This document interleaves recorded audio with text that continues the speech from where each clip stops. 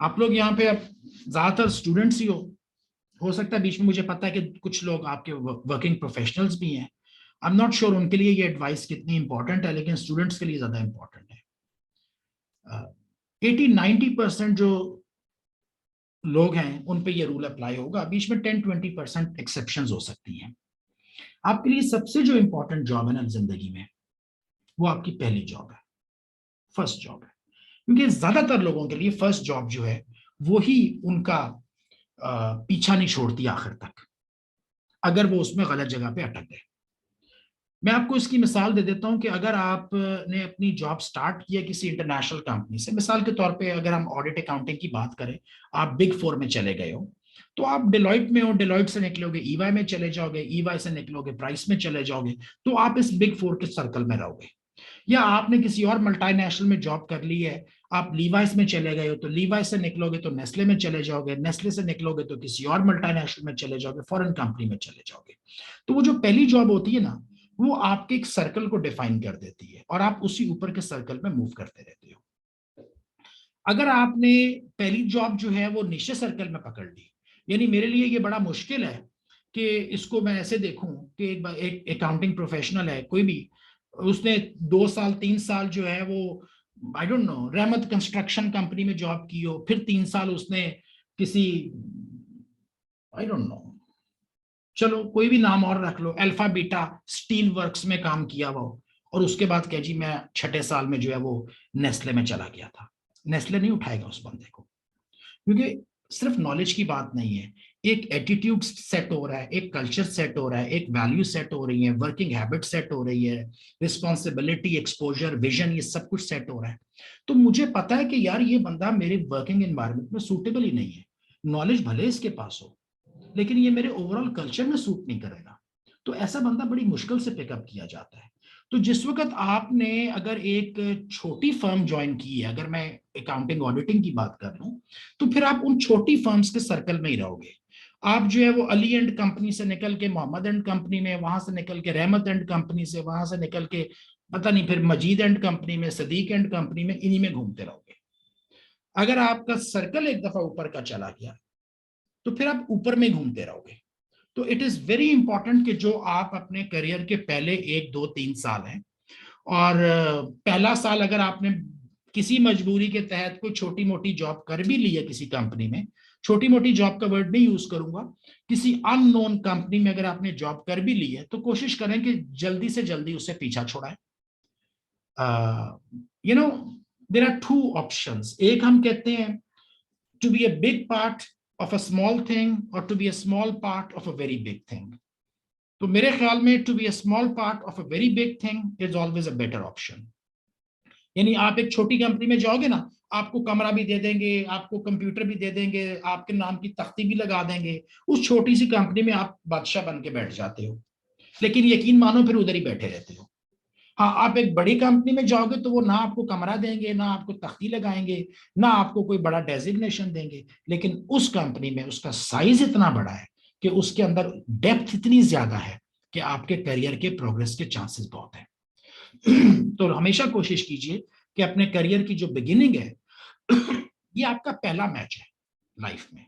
जब आप एजुकेशन मुकम्मल करोगे, तो एजुकेशन जब आप पढ़ रहे हैं तो आपकी तैयारी है ना, ये तो आपकी प्रिपरेशन है। जो पहला मैच होना है वो आपका पहला जॉब है, और कोशिश करें कि फर्स्ट जॉब आपकी अच्छी हो। बाय चांस सब लोगों को अच्छी नहीं मिलती, तो फिर कोशिश करें कि बहुत जल्दी उसको चेंज करें।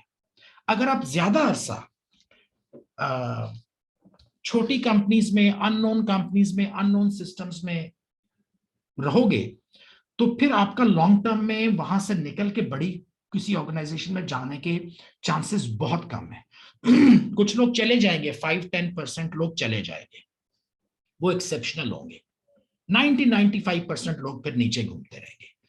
तो पहली जॉब की आपकी नजर होनी चाहिए, और जाहिर सी बात है कि उसके लिए सिर्फ और सिर्फ क्वालिफिकेशन नहीं है, उसके लिए कुछ पर्सनल एट्रीब्यूट्स हैं, कुछ पर्सनल कैरेक्टरिस्टिक्स हैं, पर्सनालिटी डेवलपमेंट के ऊपर आपने काम करना है अपना। आपने you need to make yourself saleable, और आपने कुछ एकेडमिक नॉलेज के अलावा कुछ technical skills, professional technical skills अपनी एक्वायर करनी है कि जब अब दो लोग आ गए हैं, एक बंदा कहता है सर मैंने एसीसीए किया हुआ है, दूसरा कहता है जी मैंने भी किया हुआ है, लेकिन दूसरा कहता है सर मैंने एसीसीए के अलावा ये वाले 2 3 4 काम और भी किए हुए, मैंने देखिए जी ये अकाउंटिंग का सॉफ्टवेयर भी पढ़ा हुआ है, मैंने लोकल टैक्स भी पढ़ा हुआ है, क्योंकि वो 3 साल में सिर्फ एसीसीए कर रहा था। दूसरा 3 साल में कहता है जी मुझे एडवांस लेवल का एक्सेल आता है, मुझे मैक्रोज आते हैं, मुझे वीबीए आता है, मुझे पावर बीआई आता है, या मुझे आई डोंट नो कोई अकाउंटिंग सॉफ्टवेयर भी मैंने पढ़ा है। तो मैं कहता हूँ हाँ यार ये बंदा मेरे लिए ज्यादा बेहतर है, क्योंकि जब हम हायर कर रहे होते हैं ना तो हम एक टीम बना रहे होते हैं। मेरा अगर एक मुझे अगर किसी के साथ मेरा एक फुटबॉल का मैच है या क्रिकेट का मैच है, तो मैं कोशिश करूंगा कि मुझे अगर ये मैच जीतना है तो मेरी टीम जो है वो सबसे बेस्ट प्लेयर्स उसमें मौजूद हों, और मैं हर तरफ से देखभाल के सबसे बेहतरीन प्लेयर्स अपनी टीम में डालूंगा ताकि मेरा मैच जीतने का चांस ज्यादा हो। इसी तरीके से मैं मैनेजर हूं, मुझे अपने डिपार्टमेंट में मेरे पास टारगेट्स हैं, गोल्स हैं, मुझे काम करना है, और वो काम मुझे लोगों से करवाना है। मेरा कोई मूड नहीं है कि मैं रोजाना सुबह आके किसी को मोटिवेट करूं, दोपहर को किसी को कुछ सिखाऊं, शाम को किसी को सुपरवाइज करूं। मैं तो चाहता हूं कि यार ये लोग आ जाएं जो सेल्फ मोटिवेटेड हों, सुबह सुबह बैठ के काम शुरू कर दें, और इनके पास स्किल्स भी अच्छी हों, ताकि मेरा जो मैच जीतने के चांस है वो बेहतर है। कोई बंदा इंक्लूडिंग माई सेल्फ अपनी टीम में वीक मेंबर लाना नहीं चाहता। यानी मैं जॉब कर रहा हूं ना, मैं कोई यहाँ पे सोशल सर्विस करवाना मेरा मकसद नहीं है कि मैं लोगों को बैठ के उनको ट्रेनिंग करूं, मोटिवेशन करूं, ये करूं वो करूं। मेरे ऊपर वर्क प्रेशर इतना ज्यादा है, मैंने गोल अचीव नहीं किए, टारगेट्स अचीव नहीं किए तो मेरी छुट्टी हो जाएगी। मुझे क्या जरूरत पड़ी है कि मैं तुम्हें रख के तो अपनी छुट्टी करवा दूं? तो मैं तो अपनी टीम में बेस्ट बंदा ला के रखूंगा जो कि अपना भी काम अच्छा करे और मेरा भी जो है वो सिलसिला चलता रहे। तो आपको अपना ये जो अदरवाइज स्किल्स हैं एकेडमिक स्किल्स के अलावा, इन पे वर्किंग करनी है, क्योंकि जॉब हमेशा एक होगी, एप्लीकेंट 10 होंगे, and you have to stand out of those 9 among those 10 people.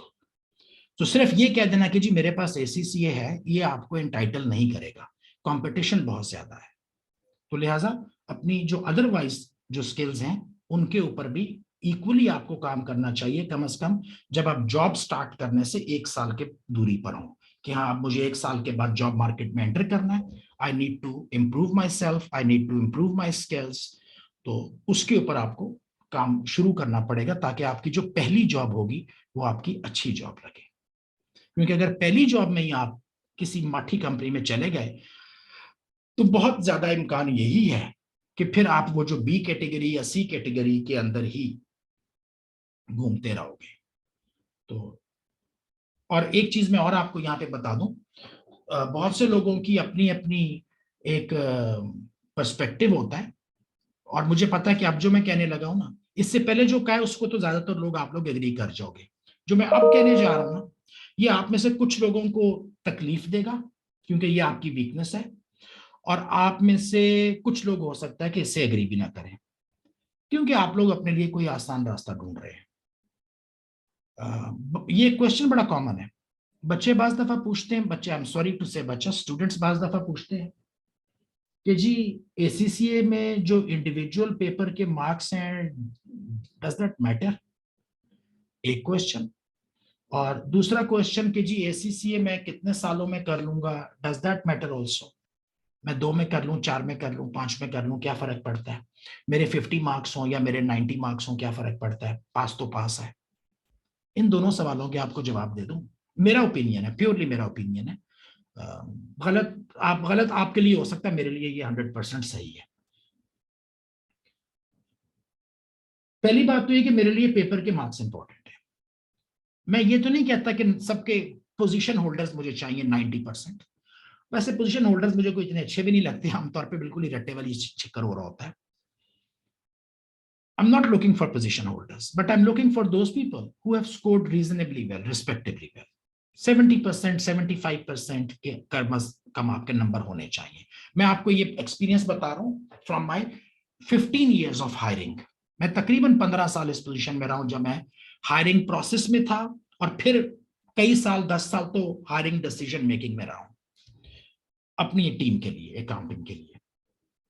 मेरे पास 2 लोग आए, एक ने कहा जी मेरा फाइनेंशियल रिपोर्टिंग में 50% है, एक ने कहा जी मेरा 80 80 मार्क्स थे।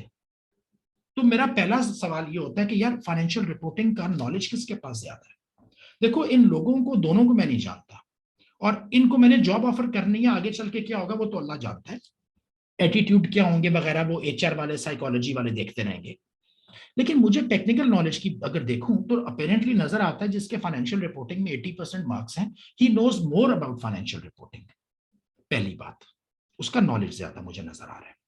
और दूसरा, मुझे जो नजर आ रहा है ना, वो मुझे नजर आ रहा है उसकी चैलेंज एक्सेप्ट करने की कैपेबिलिटी, और फिर उसको टारगेट को अचीव करने की उसकी कैपेसिटी। क्योंकि सब लोग जब स्टार्ट करते हैं तो कोई भी 50% का सोच कर नहीं स्टार्ट करता, सब 70-80% को जेन में रख के पेपर में आते हैं कि यार मैंने अच्छे नंबर लेने हैं, कौन कहता है मुझे सिर्फ 50 चाहिए। अब जिसने तो वो 75-80% ले लिया, इससे मुराद ये थी कि उसको पता था मैंने ये करना है, और उसके लिए जरूरत थी रात को बैठ के पढ़ने की, दिन को बैठ के पढ़ने की, फोकस लगाने की, कंसंट्रेशन देने की, जान लगाने की, हिम्मत देने की, और उसने वो सारा कुछ किया अपने गोल को अचीव करने के लिए। वो दूसरा जो था वो कह रहा था कि यार अगर हो गया तो ठीक है, नहीं हुआ तो कोई बात नहीं, चलो 50 ही ले लेते हैं। तो उसका जो लेवल ऑफ सेटिस्फैक्शन है क्वालिटी के ऊपर, रिजल्ट्स के ऊपर, गोल्स के ऊपर, वो कॉम्प्रोमाइजिंग है, वो कॉम्प्रोमाइज करने पे तैयार होगा। तो ये अगर अपने साथ ये सब कुछ कर रहा है तो मेरे काम के साथ भी यही कुछ करेगा। तो पहला तो मुझे जो मैं देखता हूं, मैं इस पर्सपेक्टिव से देखता हूं कि जो लोग हाई स्कोरर्स हैं, and I am not saying only the position holders, I am saying 70% plus, these are those people जो कि एक टारगेट को, एक गोल को देखते हैं, समझते हैं, अचीव करने के लिए जो कुछ जरूरी है वो करते हैं, और अपनी कमिटमेंट को शो करते हैं। ये नंबर्स की मैंने आपको समझा दी बात। और दूसरा, कितना अरसे में आपने कंप्लीट किया, 2 साल में, 3 में, 4 में, 5 में? देखो, 2 अच्छा है, 3 भी मुनासिब है। जब आप 4 या 5 की बात शुरू कर देते हो ना, तो अगेन मुझे आपके ऊपर डाउट हो जाता है, you are not taking things seriously. आपको पता है कि ये काम जो कि 2 साल में हो सकता है, आप उसको 4 में कर रहे हो, देयर इज समथिंग रॉन्ग। तो मैं जो काम आपको दे रहा हूं जो कि 2 घंटे में होगा, वो का काम है, आप उसको 4 में कर रहे हो। तो आपकी जो एफिशिएंसी है वो अंडर अंडर क्वेश्चन आ जाती है मेरे मेरे नजदीक। अब कुछ लोगों के पास वैलिड रीजंस होंगे कि जी हमारा क्यों डिले हो गया, तो इंडिविजुअल रीजंस तो चलते रहेंगे, वो एक्सप्लेन भी किए जाते हैं इंटरव्यू में। क्योंकि मैंने ये क्वेश्चन पूछा कि यार तुमने 4 साल में क्यों किया भाई, मैं भी इसी प्रोसेस से गया हूं, मैं तो 2 में निकल गया था, तुमने 4.5 क्यों लगा दिए? तो फिर वो रीजन सुनी, कभी कभी वो रीजंस वैलिड होती हैं, कभी कभी वो रीजन सिर्फ एक्सक्यूजेस होते हैं, लेकिन बहरहाल वो क्वेश्चन जरूर रेज होगा। अगर मेरे जैसा बैठा होगा तो जरूर रेज करेगा कि यार ये 2 साल का काम था, तुमने 5 में क्यों किया? क्योंकि मैंने तुम्हें कल अगर जॉब पे रखना है तो परसों मैंने तुम्हें दो दिन का काम देना है, तुमने उसको भी फिर 5 दिन में ही करके लाओगे। तो चैलेंजेस आएंगे, उन चैलेंजेस को ओवरकम कर सकोगे कि नहीं कर सकोगे, प्रॉब्लम्स आएंगी, उन प्रॉब्लम्स को ओवरकम करोगे या टास्क को डिले कर दोगे। वरना यही होगा ना एट वर्क, कि रोजाना आपका टास्क डिले हो रहा होगा कि सर ये प्रॉब्लम आ गई थी, ये वजह हो गई थी, मैं इसलिए नहीं कर सका। सर मैं तो आपका काम कर रहा था, बीच में अहमद साहब आ गए थे, थोड़ा सा अहमद साहब ने काम दे दिया, मैं उनके काम पे लग गया, इसलिए आपका काम डिले हो गया। ये नहीं चलता काम वर्क पे। अहमद साहब ने कोई काम दे दिया था, वो करना चाहिए था, वो आपने किया, बड़ी अच्छी बात है, लेकिन मेरा भी आपने मुकम्मल करके देना था।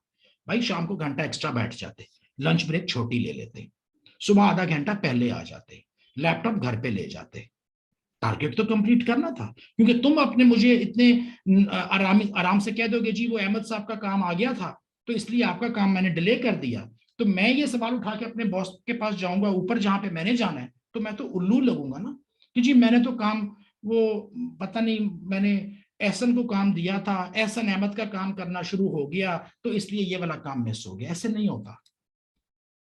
तो जब आप 2 साल की डिग्री को या 3 साल की क्वालिफिकेशन को 3 में कर रहे हैं, तो मैं समझ रहा हूं कि आपके पास चैलेंजेस को मीट करने की कैपेसिटी है, और मैं आपके ऊपर ट्रस्ट कर सकता हूं कि इसको ये काम दूंगा, प्रॉब्लम्स आएंगी, ये उन प्रॉब्लम्स को सॉल्व करके काम डिलीवर करके लेकर आएगा। वरना हर रोज ये बैठ के मुझे बताएगा, हर हफ्ते इसकी मेरी ये मीटिंग हो रही होगी कि सर इस हफ्ते ये हो गया, पिछले हफ्ते ये हो गया।